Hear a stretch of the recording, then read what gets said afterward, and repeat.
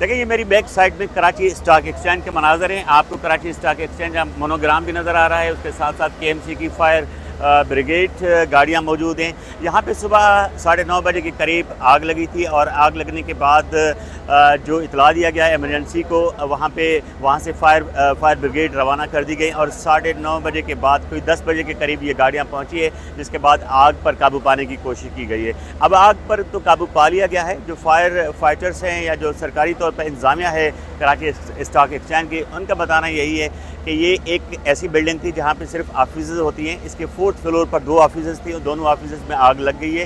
इब्तदाई तौर पर अंदाज़ा यही किया जा रहा है कि इस आग की वजह जो है वो शॉर्ट सर्किट हो सकती है। कराची स्टॉक एक्सचेंज के अंदर ट्रेडिंग का अमल होता है, वो ट्रेडिंग का अमल मुकम्मल तौर पर जारी है, क्योंकि वो एक दूसरी बिल्डिंग में था और वो सारा इलेक्ट्रॉनिक सिस्टम है। कोई वहाँ पे मैनुअल सिस्टम नहीं है जिसकी वजह से वो डिस्टर्बेंस वहाँ पे हुई हो। ये एक अच्छी खबर है कि पाकिस्तान के अंदर जो ट्रेडिंग का अमल है वो जारी है और कराची स्टॉक एक्सचेंज का जो बिज़नेस है वो मुतासर नहीं हुआ।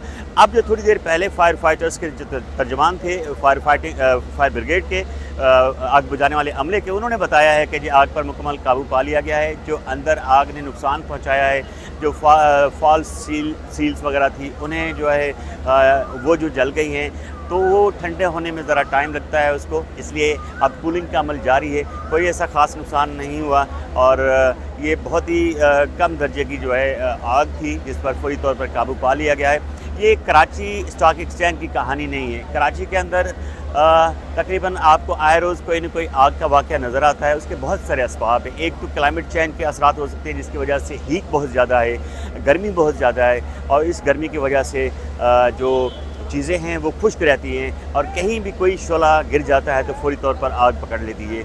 दूसरी वजह है कराची के अंदर जो जितना सिस्टम बनाया गया है बिल्डिंग्स का, हाई राइज बिल्डिंग का, कंस्ट्रक्शन के स्ट्रक्चर का, वो ऐसा नहीं है कि इन चीज़ों पर काबू पाया जा सके। एक अनरूली किस्म का सिटी है, एक ऐसा शहर है जिसकी कोई जिसका इंतज़ाम नहीं है, कोई जिसका निज़ाम नहीं है, जिस पर कोई कानून और रूल्स को फॉलो करने के लिए तैयार नहीं होता है, जिसकी वजह से आए रोज़ इस तरह के वाक़यात होते रहते हैं। आपने देखा होगा कि हीट वेव जो है, हीट वेव को तकरीबन 2 हफ्ते हो गए हैं। दो हफ्तों के दौरान हीट वेव बहुत ज़्यादा मुतासर किया है इस पूरे शहर को। उसकी कई वजूहत बताए जाते हैं। जो एक्सपर्ट्स हैं वो बताते हैं कि हीट वेव का जो बड़ा सबब है वो है अर्बन हीट आइलैंड, यानी कि ऐसी जगह पे ऐसी अनरूली पॉपुलेशन है जो तेज़ी के साथ बढ़ती जा रही है। फिर कंस्ट्रक्शन जो है, कंक्रीट कंस्ट्रक्शन है और उसके बाद रोडों का नेटवर्क है, ये सारा जो है हीट को बढ़ाता है और यही सबसे बड़ी वजह है जो कराची के अंदर हीट वेव अक्सर आती रहती है।